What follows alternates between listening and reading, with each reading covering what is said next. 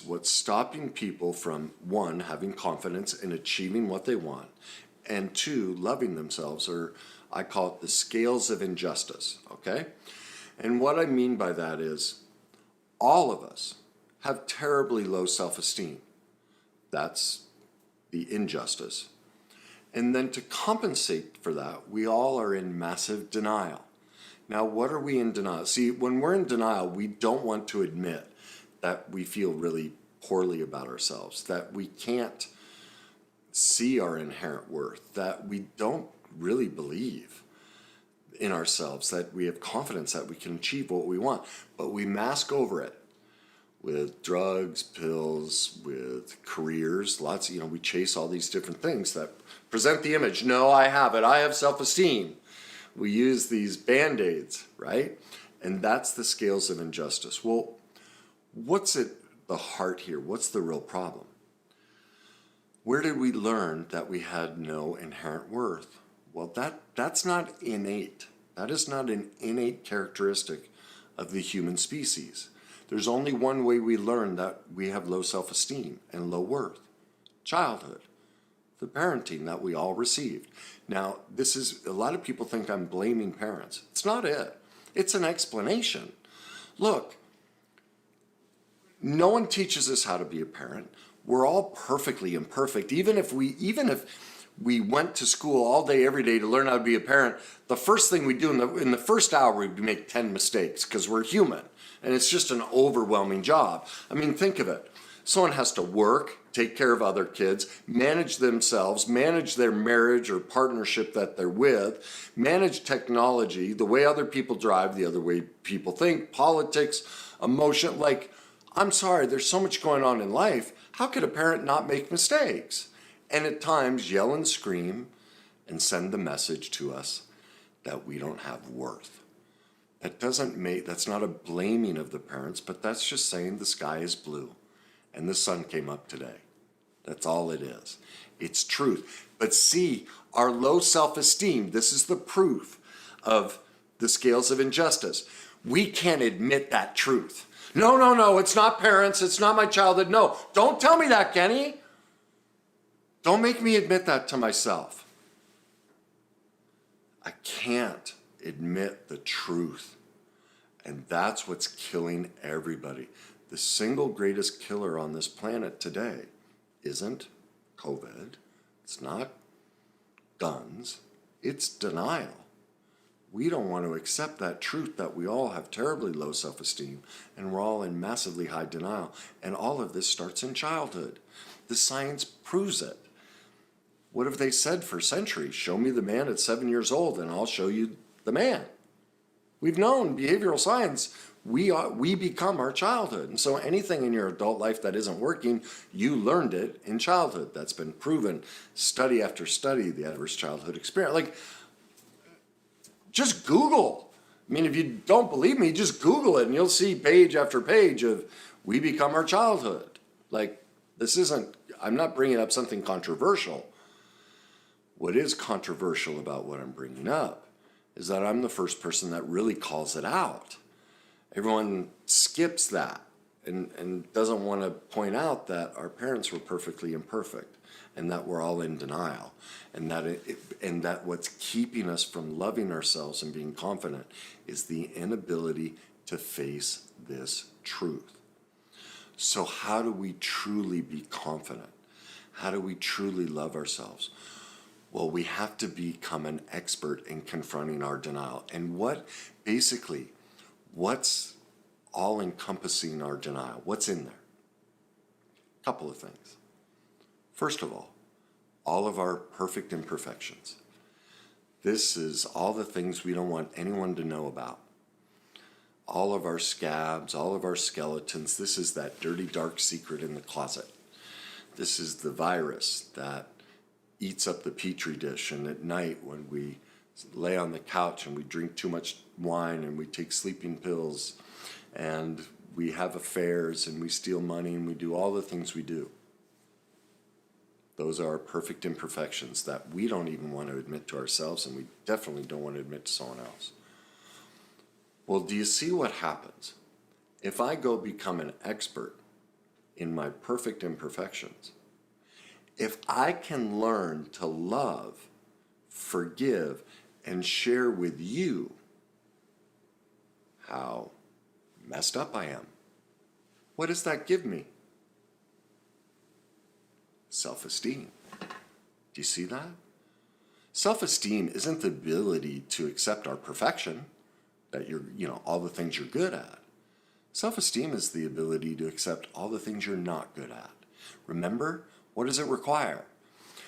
A belief in your inherent worth, regardless of what you're doing, what you're being, any of it.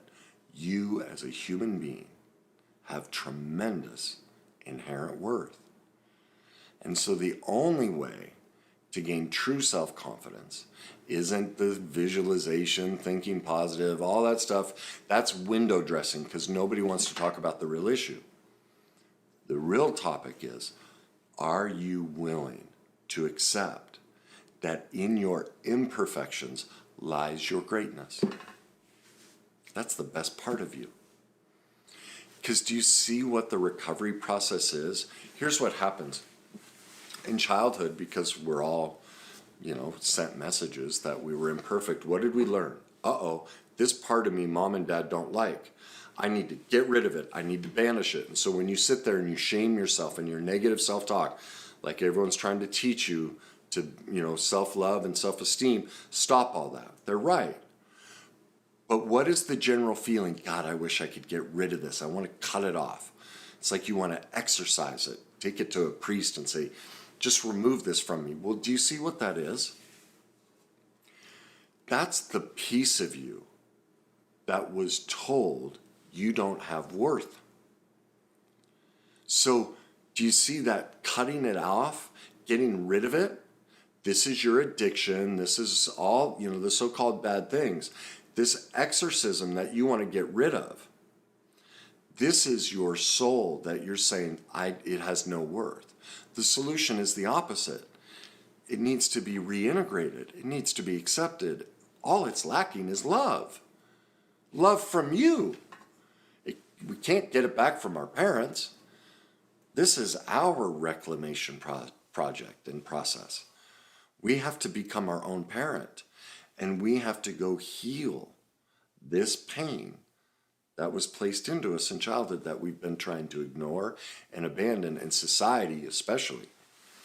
Society goes, oh yeah, don't talk about how bad you are. Don't admit your imperfections. Don't be a tattletale, right? Isn't that what we're taught as a kid? Don't be a tattletale. Don't you dare cry. What are you doing crying? What are you upset for? Come on, be strong. That's past is in the past. Let it go. Don't deal with it. What are you crying about over that? It's already over with. Let it go, kid. Shame, shame, shame. That's the message we've been sending for centuries to every child and every adult. That if you look, you talk about any of that. It was funny. I was watching a documentary the other night about tennis. And Andy Roddick and this guy, oh my gosh, I'm going to draw a blank on his name. But they were the rising two American stars after, that were going to be the next ones to replace Courier and Sampras and Connors and McEnroe. And the one guy ended up having severe anxiety. And they're showing these, they went to this tennis academy. Both of them went as kids. And the messaging to have mental toughness. Don't show that you're weak. Never talk about it. Never deal with it. The message, all the training we've ever been given to have confidence and be tough and strong mentally is nothing but shaming, belittling, and creating the separation of self. That you only have worth if you put up this false facade, like how I started the video. Hey, let's have self-confidence. Like, I've got to act the part of the car salesman. Like, if I act the part, I'm confident. No, that's not confidence. Confidence is look at my scabs. Aren't they beautiful? Yeah. There's no difference between that and my shiny suit or my shiny car or, the backdrop to my house. Like, sure, this looks great, But it's no, I mean, that's why I share my scabs with you. There's no difference between the two. I'm a train wreck too. Sure, I like nice clothes. This looks pretty. But I'm also really ugly. I have a lot of pain, a lot of hurt. Perfect imperfections. That's the reconciliation of the scales of injustice. If I'm willing to be open and transparent about my denial, about my imperfections, about how awful I can be, not because I'm a bad person, but I have a lot of wounds and I'm working on them. If I can share that and admit that, that's self-love. Now I can be confident and come on here and be stupid and silly, and maybe you've already tuned me out and haven't even watched this because it didn't fit. Like we have this model, everything has to fit the model. If it doesn't fit the model, there's something wrong with him. I can't watch him. He doesn't have his act together. Well, no, of course I don't. No one that does this has their act together. Do you realize the people that do this kind of work, the reason they do it is because we're so messed up. That's why we do it. We've been through such hell, but we've also, not all of us, but many of us have worked our tail off to try and reconcile it. So it gives us an insight that because most people don't ever want to deal with it, and society says don't deal with it, they're struggling, and so we might know some things or do some things might come a little bit easier to us, but it's only because we're so messed up. And we've been working at it so much longer than you. Michael Jordan, he's shot 20 million basketballs. He's going to be a little bit better than you if all you did was go out and shoot hoops with your kid on a Sunday afternoon, once a week. That's the difference. That's it. We are just as broken. Now, there are many that take this seat and try and hide that from you, and you get to decide maybe you prefer that. I don't know if that's better or worse. It's just different, but you get to decide. But don't fool yourself. They're caught in this dynamic as well. Now, they may choose not to share it with you, and maybe that's better. Again, that's up to you, and everyone gets to decide that. I know, at least in my life experience, that doesn't work. This dynamic of sharing all of me. I mean, what do we want in a relationship? What is everyone's dream in a relationship? God, if someone could just accept me, what does that mean? What does it really mean? If they knew how awful I was and they loved me anyway. So to me, if you're going to take this role, you damn well better work on your denial and your scabs and share all of your pain and imperfections. Because how is anyone who's listening to you ever going to learn how to do it if you can't do it? It needs to be modeled. It wasn't modeled as a child. That's the self-esteem gap. That's what everyone's struggling with. So how do you truly get confident? You have to become an expert in healing the pain. It's two things. Healing the pain from the past that created the low self-esteem. And the next piece is becoming an expert in how you hide from yourself, how you don't show yourself the truth. You're trying to protect all those so-called bad things about yourself that you don't want to admit to yourself or others, that you've closeted off. Because you have to open the door to that denial, because remember, what do you need to do? These are the pieces of you that weren't loved. And damn it, what is self-esteem? That all of you, every aspect of you, you have inherent worth. This needs to be brought back in, and the only way that can be done is you have to become an expert in conquering your denial and seeing and admitting to yourself your perfect imperfections. Like, that came to me, I don't know, what was it, 5-7 years ago. I wrote about it in my book. I have a little chapter on it, The Day I Saw My Darkness. And for those of you who haven't read my book, I was out for a walk, and I was feeling just so great about myself. I just thought I was the cat's meow. I had met with some people that day, and it was like coffee meetings, just get to know you stuff, not dates, but business stuff. And I was out for this walk, and I was thinking about the day and just, affirmations, going, God, and visualizing and really pumping myself up and really proud of myself. And I said to I asked myself, I'm always asking myself questions. I'm always confronting my denial. I didn't know that I was about to confront something very poignant. But I just asked myself, why do you feel so good? And I had thought through the day of, this woman that I'd met, and within 3 questions, she was bawling her eyes out and telling me her whole life story.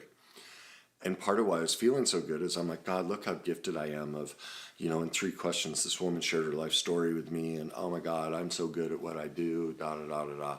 Just really filled with self-importance.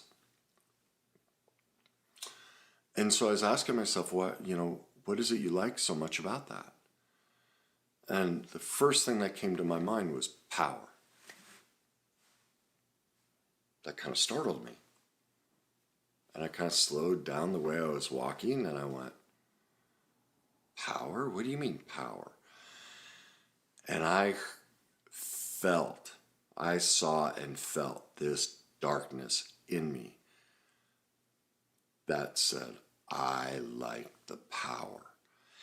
And what I'm going to explain will take several minutes to explain, but all of this happened like that. This whole, what I'm about to share with you, all of this happened in a split second, but it seemed to slow down. And, immediately what I saw right there was, oh my God, I was a predator.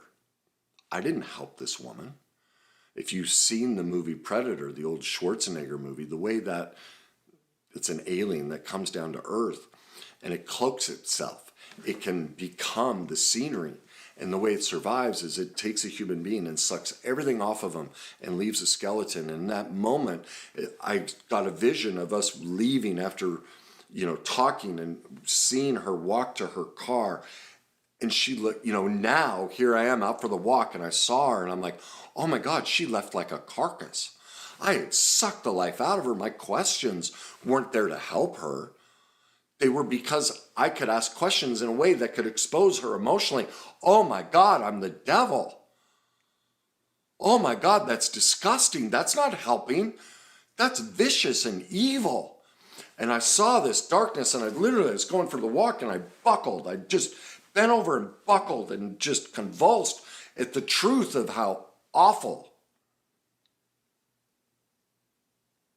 how treacherous and evil I was to this woman. And the second I saw how absolutely horrific I can be to somebody, immediately I got flooded with light. Like it was light. Not just white, but light. And I stood up and I just started crying. And I just went, and I heard myself say, oh my God, finally. This is why we have to see how imperfect we are. Once I was able to see the darkness that we all have. See, I was taught to use people because I was used as a child. I didn't know. I could never keep friends. People might like me, but then they'd drift away from me. I never knew why. In that moment, I finally knew why. I thought I was being nice. I didn't know. I didn't know that there's a way to ask questions that is terrifying, that is destructive and evil, that is meant to serve and feed me and is about power and has nothing to do with helping somebody else. I didn't know. I never knew that about me. And that's why I was crying, because now I can see it. I can do something about it. I was in denial all my life because that's all I'd been taught. Don't look at your darkness. Don't admit your imperfections. Don't see it. Don't talk about it. Don't deal with it. Don't see your pain. That's all we've ever been taught, right? All this, I get really angry at it now. The messages that people in this industry especially try and sell you. I call it the Nike philosophy. Come on, be tough. It's garbage, complete garbage. The answer's in the opposite. As soon as I saw how awful I could be, I was filled with light, because what did I get? Truth. I saw myself authentically. What is self-esteem? Inherent worth. Every part of me. Like, if I can see and accept that that's just awful, I can accept all of me. I can forgive myself. Because of the way the world works, and people in this position have always taught, don't ever look at that, ignore it, just be positive, never deal with the dark stuff. No, no, no, no, no, don't go there. That's all anyone's ever taught. No one's ever taught this. How could I have known? I did the best I could with where I was, but now that I saw it, now I'm free. And so if you want true self-love, if you want true self-esteem, there's only one way to get it. You have to be willing to accept all of you. And that requires you becoming an expert in your darkness, an expert in your denial. That requires you accepting and learning how to let in and love those pieces of you that your parents discarded and said, that's bad. You're a bad child. And then you learn to sequester those. And those are what cause you to drink and act out and treat yourself poorly. That's your pain. It's the little child in you just going, will you love me? It's like when I work with addicts, they're always afraid I'm going to get them to quit their addiction. I'm like, no, because I know your addiction is only because deep inside there's a child in you that wasn't loved. So I'm here to love that child inside of you. If that child decides it no longer needs the addiction, the child will decide that, not me. That's why you drink and drug. It's because somebody told you who you needed to be. Well, I'm not doing that. You're fine the way you are. I like you and I will love you just the way you are. That's what an addict needs. That little child to be validated that they have worth. And so do you. And that's what this process gives you when you confront your perfect imperfections, your darkness, your denial. The only outcome is true self-love, true self-esteem. That's it. From that place, you have confidence that you can conquer and become and do anything you put your mind to that's within your control, that's reasonable. Can you see that now? Can you see how, while affirmations and being grateful, and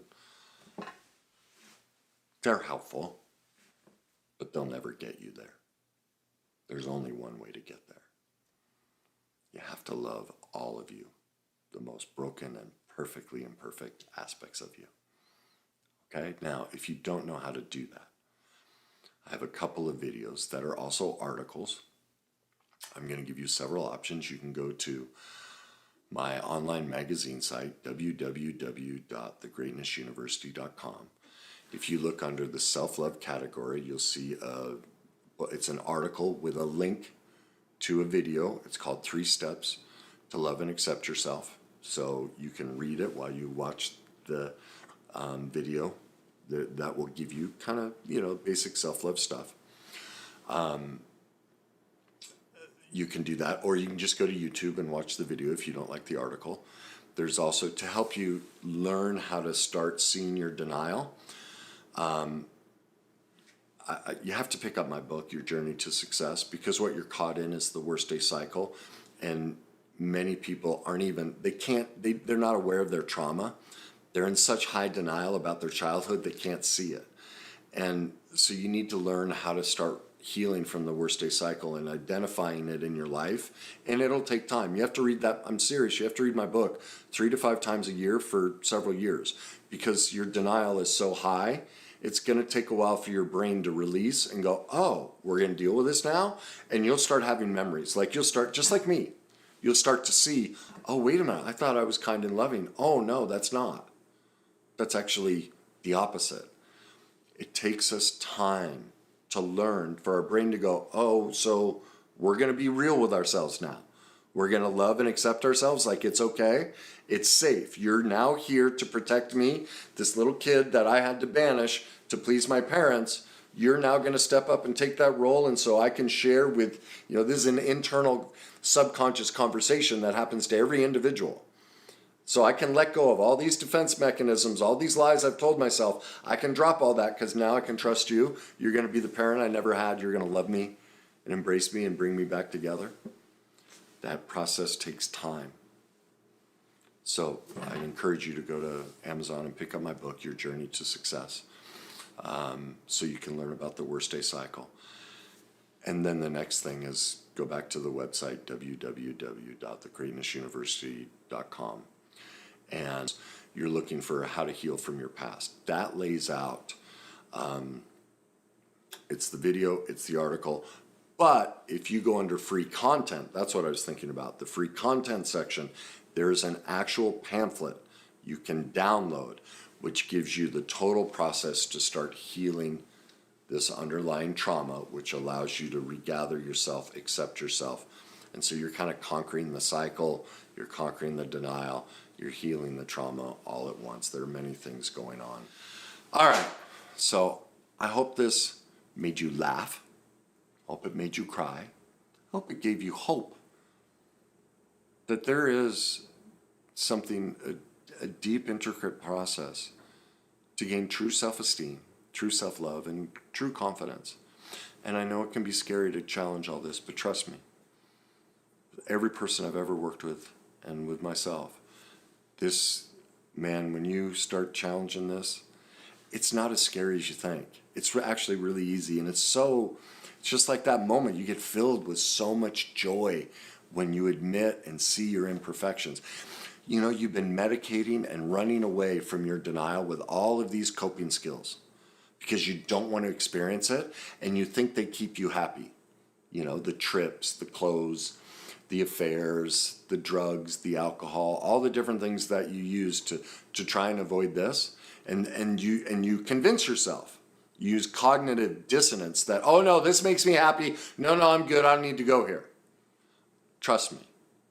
When you learn how to do this, you'll experience a level of joy way beyond any of these. You can put all of those experiences together. They don't touch one of these. If you like this, please like it. If you think someone can benefit from it, share it. Leave me your comments. Let me know if you think this is helpful to you.